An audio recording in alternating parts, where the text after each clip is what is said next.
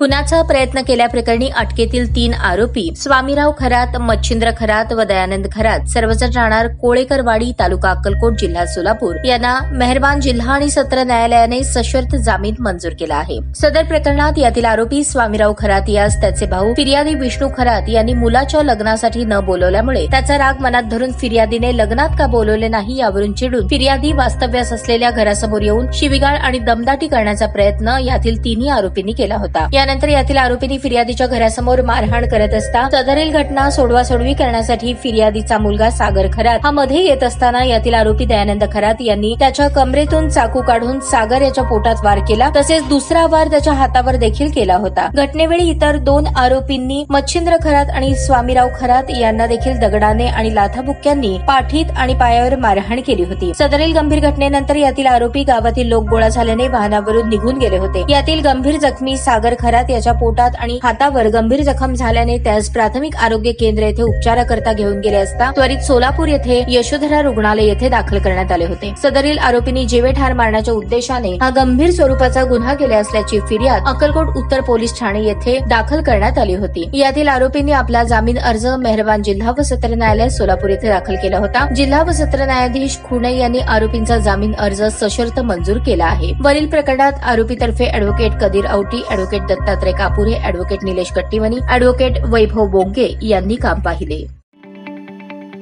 ताज्या बातम्या पाहण्यासाठी प्राईम महाराष्ट्र न्यूज चॅनलला सबस्क्राईब करा।